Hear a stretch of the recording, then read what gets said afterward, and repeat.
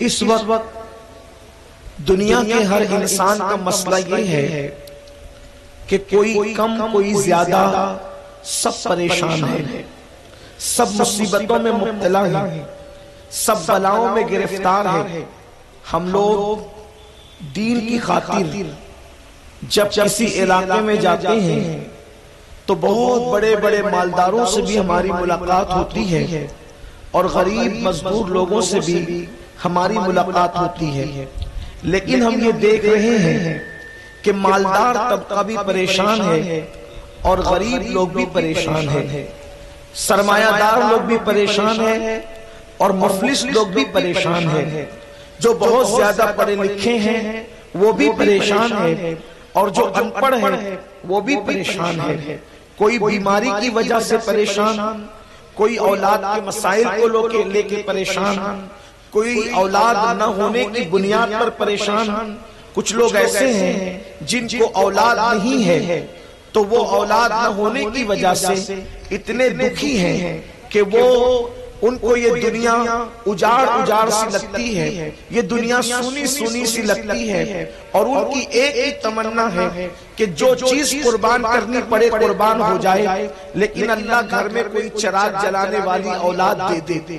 کوئی اولاد کو لے کر پریشان، کسی کی اولاد ہیں 4 5 بیٹے ہیں، 8 10 بیٹے ہیں، وہ اولاد کو لے کر پریشان کہ اولاد نافرمان ہے، کرے تو کیا کرے۔ بلکہ بعض لوگ تو معاذ اللہ یہ کہتے نظر آتے ہیں کہ اگر اولاد نہ ہوتی تو اچھا ہوتا، غرض کہ اولاد ہے تو پریشان، اولاد نہ ہے تو پریشان۔ اسی طریقے سے بعض لوگ صحت کو لے کر پریشان ہے، بڑی بڑی بیماریوں کو لے کر پریشان ہے، بعض لوگ مال و دولت کو لے کر پریشان ہے۔ غرض کہ ہر انسان دکھی ہے، انسان دکھوں میں مبتلا ہے، بلکہ دکھ لوگوں کے اتنے بڑھ چکے ہیں، لوگوں کی تکلیفیں اتنی بڑھ چکی ہیں کہ کوئی بندہ دکھوں کی وجہ سے، مصیبتوں کی وجہ سے کوئی نشے میں گرفتار ہو رہا ہے تاکہ وہ اپنے آپ کو دکھوں سے کچھ دیر کے لیے جو ہے وہ راہ فرار اختیار کر سکے۔ کوئی خودکشی کر رہا ہے، کوئی کچھ کر رہا ہے، کوئی علماء کے دروازے پر آتا ہے اور آنے کے بعد تعویذ طلب کرتا ہے، حضرت تعویذ دو تاکہ مصیبت دور ہو جائے۔ کوئی ولیوں کے آستانے پر جا کر دعائیں کرتا ہے کہ یہاں پر آنے کے بعد مصیبت ٹل جائے۔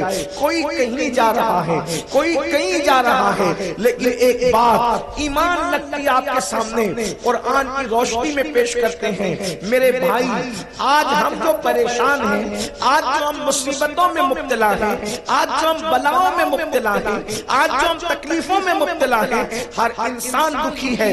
اس کی وجہ کیا ہے؟ اگر آپ یہ سمجھتے ہیں کہ تعویذات اپنے مسائل کا حل ہے تو یہ آپ کی غلط فہمی ہے۔ اگر آپ یہ سمجھتے ہیں کہ کہیں چلے جا کر کے تھوڑی دیر کے لیے گڑ گڑا لینا اور دعائیں کر لینا یہ مسائل کا حل ہے تو میں آپ کی بارگاہ میں عرض کرنا چاہتا ہوں، یقیناً یہ ہماری صحیح سوچ بہت زیادہ نہیں ہو سکتی ہے۔ آخر ہماری مصیبتیں کیوں ہیں، ہماری تکلیف کیوں ہے؟ تو آئیے قرآن کیا کہتا ہے۔ قرآن مقدس نے مصیبتوں کی وجہ بیان کی۔ قرآن کہتا ہے وَمَا أَصَابَكُم مِّن مُّصِيبَةٍ فَبِمَا كَسَبَتْ أَيْدِيكُمْ، کہ تم پر جو بھی مصیبت آتی ہے وہ تمہارے گناہوں کی وجہ سے آتی ہے، وہ تمہارے جرائم کی وجہ سے آتی ہے۔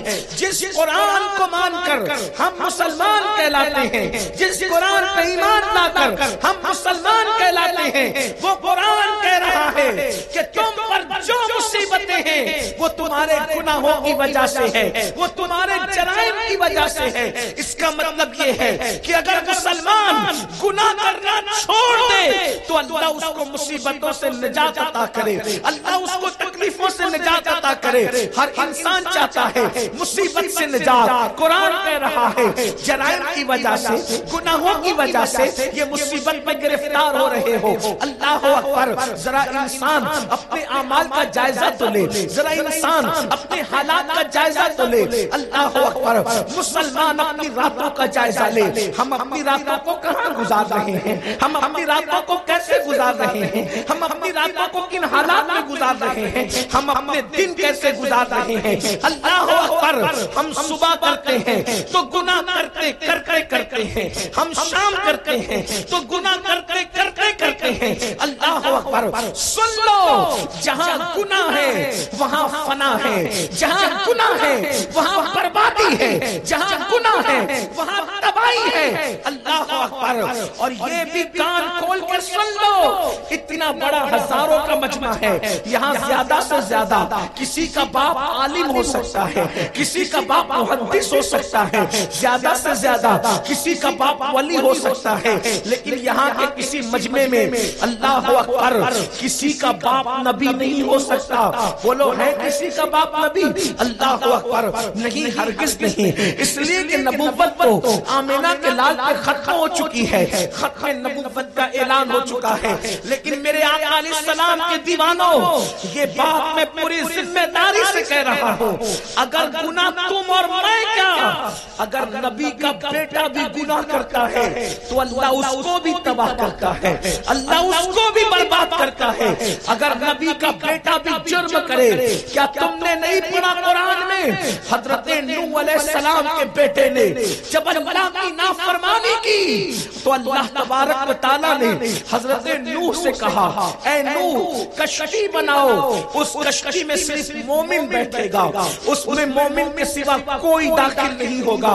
آپ اندازہ تو کریں, میرے ان جوانوں کی توجہ چاہتا ہوں جو پوری رات کوئی زنا کے اڈے پر, کوئی شراب کے اڈے پر, کوئی جوے کے اڈے پر, کوئی عورتوں کو پاپ کی نظر سے دیکھنے میں وقت گزار رہے ہیں, کوئی لڑکیوں سے فون پر گھنٹہ ڈیڑھ گھنٹہ بات کر کے ان کے ساتھ گناہوں کی بات کرتے ہیں, گناہوں کے پلان بناتے ہیں, اور پھر سوچتے ہیں راتوں کو لڑکیوں سے پاپ اور جرائم کی بات کریں گے, اور صبح ان کے گھر میں رحمتوں کا نزول ہوگا, ان کے گھر میں برکتوں کا نزول ہوگا. تم عورتوں کو پاپ کی نظر سے دیکھو گے اور پھر گھر میں برکتوں اور رحمتوں کا نزول ہوگا. اگر قرآن کو مانتے ہو اور یقیناً مانتے ہو تو یہ میں قرآن کی بات پیش کر رہا ہوں. اندازہ تو کریں, 950 سال تک تبلیغ کرنے والے پیغمبر, اولو العزم نبی, دنیا کے پہلے رسول, صاحب شریعت پیغمبر حضرت نوح علیہ السلام. اللہ اکبر. اندازہ فرمائیں, اللہ جب اللہ نے حکم دیا نوح کشتی بناؤ, اس میں صرف مومن بیٹھے گا, کوئی غیر مومن نہیں بیٹھ سکتا, اللہ کا غدار نہیں بیٹھ سکتا, اللہ کا نافرمان نہیں بیٹھ سکتا. کشتی نوح بنا رہے ہیں اپنے ہاتھوں سے, لیکن اللہ کا حکم ہے میرے غدار اور نافرمان کو نہ بٹھانا, طوفان آئے گا. باپ ہوتا ہے, عالم بھی ہو باپ ہوتا ہے, ولی بھی ہو باپ ہوتا ہے, نبی بھی ہو باپ ہوتا ہے. اللہ سب کے سینے میں دھڑکنے والا دل دیتا ہے. کوئی نبی ہو تو اولاد کی محبت ہوتی, ولی ہو اولاد کی محبت ہوتی, عام انسان ہو اولاد کی محبت ہوتی.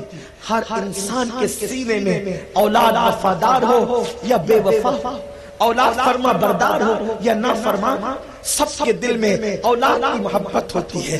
جب حضرت نوح نے کشتی تیار کر لی تو ایک دل میں خیال آیا, سب بیٹھ رہے میری بنائی ہوئی کشتی میں, میرا بیٹا نہیں بیٹھتا.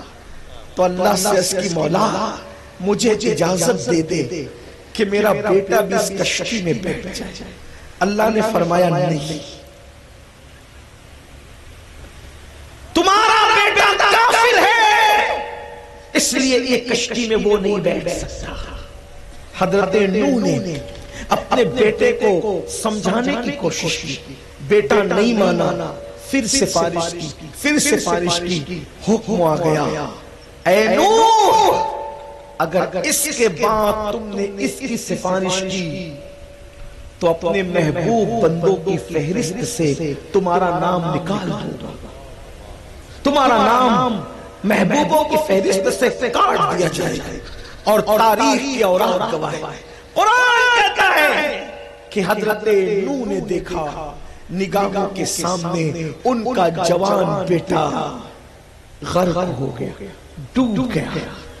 کیا آپ یہ نہیں تصور کرتے کہ اگر نبی کا بیٹا خدا کے ساتھ بغاوت کرے تو اللہ اس نبی کی نگاہوں کے سامنے ان کے بیٹے کو غرق کر دیتا ہے، ان کے بیٹے کو تباہ کر دیتا ہے، ان کے بیٹے کو برباد کر دیتا ہے۔ ہمارا باپ نبی تو نہیں، اگر آج ہم زنا کے اڈوں کو آباد کریں، شراب کے اڈوں کو آباد کریں، جوؤں کے اڈوں کو آباد کریں، عورتوں کے ساتھ پاپ کی نظر ڈالیں، ان پر سود کے دھندے کریں، حرام کاروبار کریں، چوریاں کریں، محفلوں میں اس لیے جائیں تاکہ لوگوں کے موبائل نکالیں، لوگوں کی جیب کاٹ دیں۔ آپ سے پوچھنا چاہتا ہوں، پھر سوچتے ہو کہ ہمیں صحت ملے گی، ہمیں طاقت ملے گی، ہمیں قوت ملے گی؟ نہیں، میرے پیارے آقا صلی اللہ علیہ وسلم کے پیارے دیوانوں، کیا تمہیں نہیں پتا جس قوم کو راتوں رات سور اور بندر بنا دیا گیا تھا،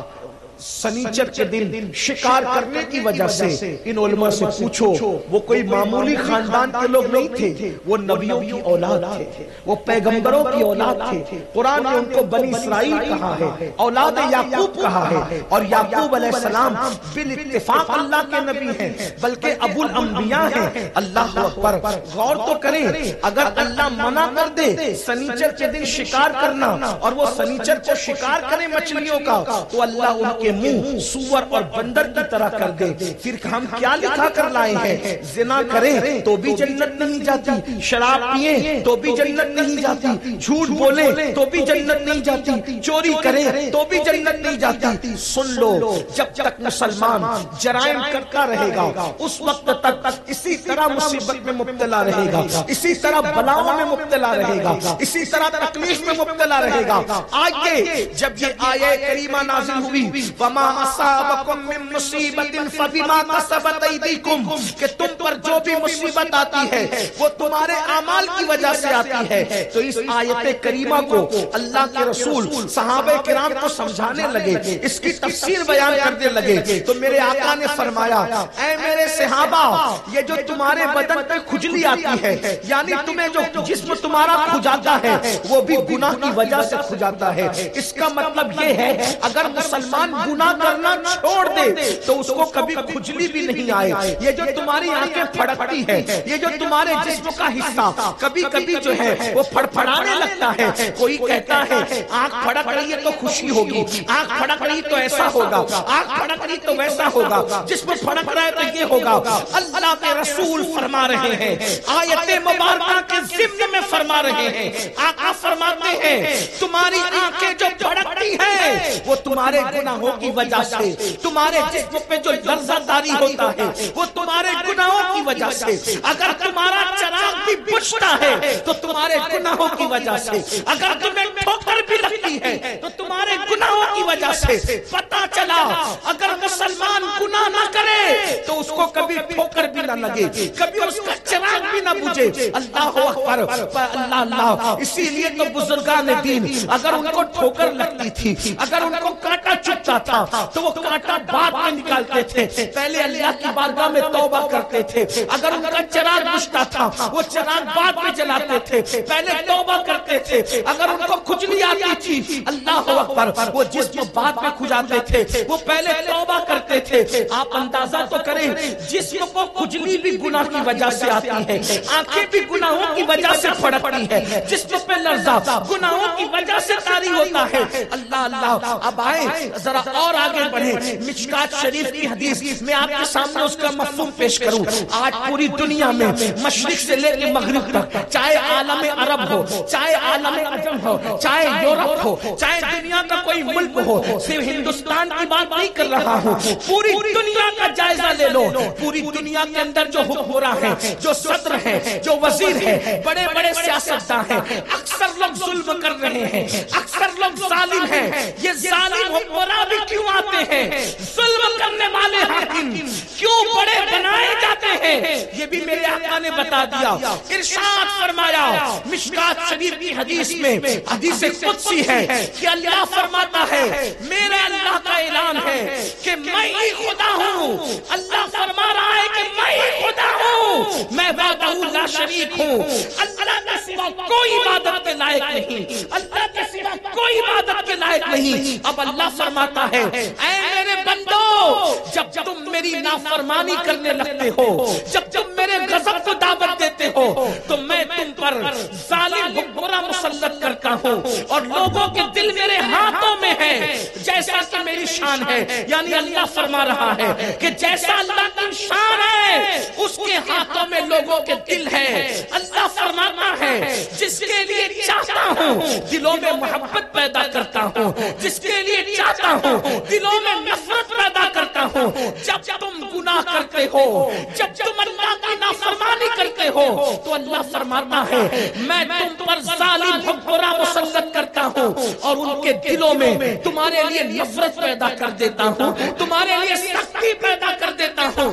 پتہ چلا سیاسی پارٹیوں کی محنت سے حکمراں نہیں بنتے، بلکہ تمہاری نیکیوں کی وجہ سے اچھے حکمراں ملتے ہیں، اور تمہارے جرائم کی وجہ سے ظالم حکمراں بنتے ہیں۔ یہ اسلام کہہ رہا ہے، اپنے مسائل کا حل چاہنے والوں، جب تک زنا کے اڈوں پر مسلم قوم کے جوان زنا کرتے رہیں گے، ظالم حکمراں تم کو پیروں تلے رونتے رہیں گے، تمہارا استحصال کرتے رہیں گے۔ اگر تم یوں ہی شراب کے اڈوں پہ جا کر شراب کے پیالے اچھالتے رہو گے، اسی طریقے سے تم پہ ظلم ہوگا، پوری دنیا تم پہ ظلم کرے گی۔